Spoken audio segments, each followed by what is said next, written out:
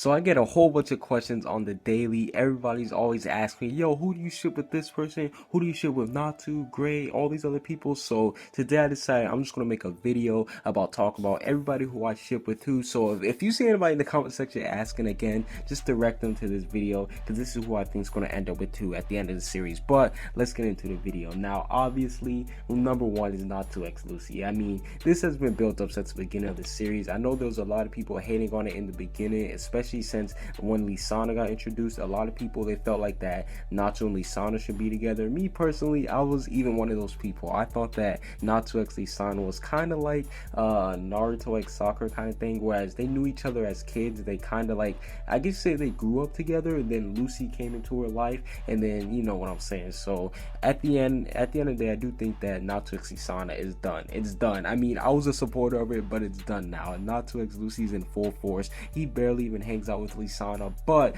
one of the things I do want to mention is that I think that Natsu actually shows his feeling towards Lisanna, because remember back in the Tartles arc when they were locked up in the cage together, and then they were both, you know, they didn't have anything on, and Natsu, he literally, like, he deliberately took a look and he was like, it was worth it after he got kicked in the face. He's never really showed feelings like that to Lucy, but I do think it's going to come out sooner or later. So that's it for Natsu x Lisanna. Next one is my favorite, Gruvia, Gray x Juvia. Now, this one, right when these two met right off the bat, they already had the comedic purposes. When he accidentally touched Juvia, that was funny because at that point she was still a villain, but she still loved it. So that was funny, man. Gray x Juvia, this is definitely one of the most developed relationships, because Gray used to always shun her. He used to always be like, nigga, get away from me, get away from me. But now we know that he's going to give her an answer at the end of the arc, and we can all assume that he's going to say, yes, we can be together. I mean, hell, they even stayed with each other during the time skip. So Gray x Juvia, my personal favorite pairing of this series. Next one is Erza, Jellal x Erza, and yes, this is also another one of the most developed pairings. One of my favorite moments for this pairing is seeing anime only, spoiler alert, but in one of the recent arcs, all I'm going to say is that Erza got hurt really badly, and then Jellal, oh my god, his face, like his facial expression changed. We've never seen anything like that from Jellal. That was crazy, man. I enjoyed seeing that because that shows that he actually cared for her, and like we knew that he cared for her, but this time he was actually like showing it. You know, he was actually showing, hey, you hurt Erza, so I'm about to hurt you. And we already know that there was a little bit of comedic thing with the OVA 5. That was definitely some of the most funniest stuff I've ever seen, period.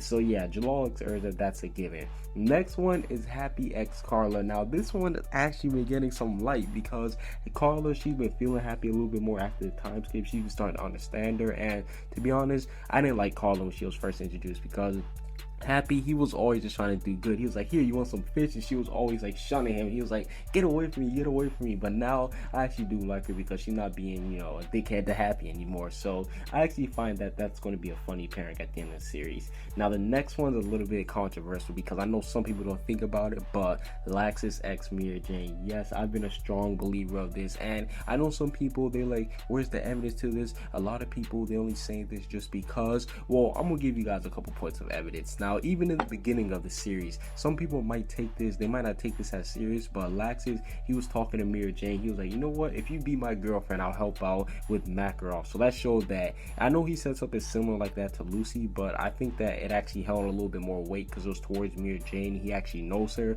and she just looked at him like, man, this guy's disgusting. And then back in the Tartles arc, when Laxus actually gave his life, Mirajane, or almost killed himself, Mirajane was there by his bedside saying stuff like, you really do care about the Gajeel. She was crying for him and everything. And then that little cover page, and it's those two like dancing together. So I think it's been building up and just building up, and I think that at the end of the series it's going to be perfect because that's two of the strongest people coming together. Now, one thing I want to discuss before I move on is that I'm gonna be honest, I did not even know this is a real thing, but people actually ship Laxus X Freed. Yeah, let's just move on. I don't know, man. I don't believe that whatsoever. Next one is definitely the most confirmed pairing ever, Gajeel x Levy. I mean, come on, man. The whole Kiss in the Turtles arc. This is, yeah, I can say this is the most developed relationship we've ever seen, period. Because they started off as enemies. Gajeel crucified her, everything, and then to find out that these two started coming together. If you think about it, Levy, she might like to get abused. I don't know, but what's up with her. But yeah, we see what Levy does. She actually cares for Gajeel a lot, and the whole thing, I know a lot of people, they miss this, but in the beginning of the Alvarez Empire arc, they were actually sleeping together. Like, you can see from like the little bed sheet, like, I know the panel was split up, but they were actually together. So that basically confirmed it. And not to mention the whole speech that Gajeel gave. That if everything else that I showed you didn't confirm it, that speech, it definitely did.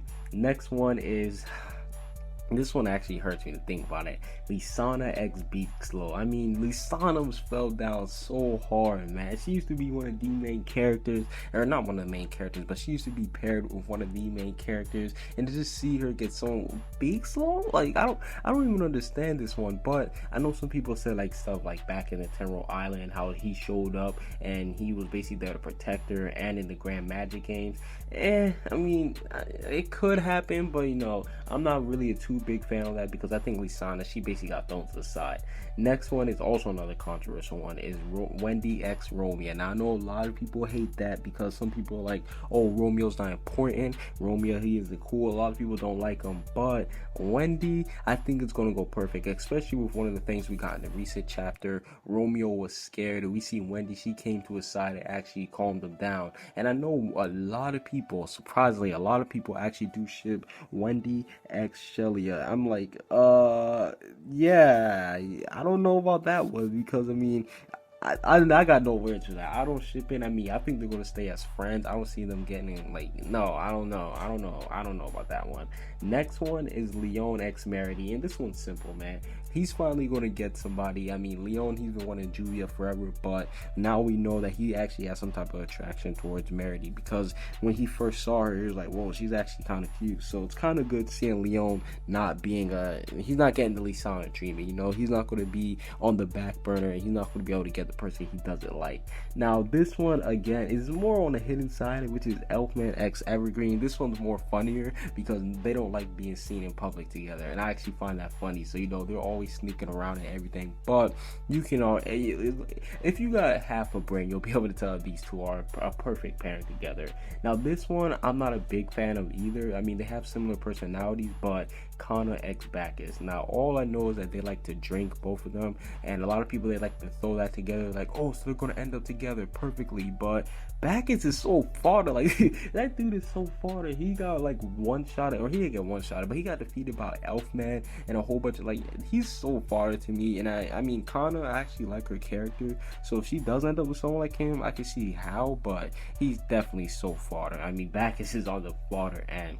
Next one, Sting X Yukino. Now, I remember back in the day when I said this was going to happen, a lot of people were like, no, it's definitely got to be Rogue. And I was like, nah, it fits perfectly with Sting. And now that we got one of the recent chapters, Yukino, she was there to cheer Sting up, and it's basically confirmed now. She basically looks up to, or not looks up to Sting, but she has a lot of faith in him. They definitely are way more connected, so it makes sense. And speaking of Rogue X Minerva, yes, dark characters, dark pairing. We know that Sting, or Rogue, he's associated with the shadows, and Minerva, she's kind of like she has like a dark tone about her. You know, she was evil so many times. I mean, of course she's good now, but still, she still does have this little dark tone about her. And I know a lot of people, they do ship Sting X Rogue. I know I gotta address that. No, those guys are like brothers. No, that's not going down. Stop that. We ain't getting that in here. Next one is kind of, I believe this is filler, but it's canon. It's filler canon. Cobra X Cana. I think that they had a filler arc. Correct me if I'm wrong, but I'm pretty sure they had a filler arc together, and a lot of people since then, they're shipping them together. I mean, hey man, if that's Cobra's lover, then so be it. I mean, I didn't watch that filler arc, but I heard that they actually do have something, so good for him. Now the next one is Kyouka X Sayla, and I know this one's kind of like random because these characters are gone, but this was actually the first gay couple in Fairy Tail, I believe so. Correct me if I'm wrong, but these two were actually confirmed to be together. We saw Kyouka, she was talking, or Sayla, she was talking to Kyouka all these weird ways. She was like, I'm sorry for being bad. Like, it was just weird. It wasn't weird, but it was strange. Not strange is the wrong word to use. I'm not trying to make it sound like I'm homophobe or anything, but it was a little bit off guard because that was the first gay couple that we seen. So I mean, Hero Mashima, I don't think I ever seen a gay couple anime, so I guess Hero Mashima went to throw a curveball. Now the next couple are going to be, these are the final ones, but these are also going to be like reaches. I mean, next one is Gildarts X Irene. Now that's been very popular in the community because Gildarts, ever since he showed back up, people are speculating that when he sees Irene, he's going to just like completely like love her or something. I don't know if that's true or not. Like I honestly don't know if that's true because they're on, like, they're different sides of the field. I mean, granted, Irene, she did say that she liked to please men. We know that Gildarts is a dirty guy, so maybe that's like a, I want to say like 15%. You know, I'm not completely sold, but I can see it happening. Next one is Acnologia X Ana, and this one, me personally, I gotta say that this could happen. I'm not actually saying that this isn't true because I know a lot of people, they get pissed off when they hear about Acnologia X Ana, but it could be happening. But I know this might sound weird, but I'm more of an Acnologia X Irene shipper. Yep, I said it. I shipped those two together because just the character interaction that they had. Irene saying that she was so, that she wanted to please Acnologia being shocked and actually being torn. Like when they were fighting, Acnologia was actually surprised that she was actually able to keep up. So I doubt that Acnologia is going to actually have anybody because he's Acnologia, but you know what I'm saying. And last but not least, my second favorite one is Zeref X Mavis. Now we know that this was confirmed back in Fairy Tail Zero, and that even when they both got cursed, they still want to be together. And then one of the recent chapters, we see even though Zeref was trying to take Fairy Heart from her, he still didn't like seeing her suffer. I mean, Zeref, if he doesn't get rid of his love for Mavis, that's definitely going to be his downfall. I mean, point blank, period, man. So yeah, that's basically it for all the pairings that I believe in Fairy Tail. Who do you guys believe in? What parents do you guys believe in? Make sure you comment what you guys see down below. Subscribe if you haven't. Peace out.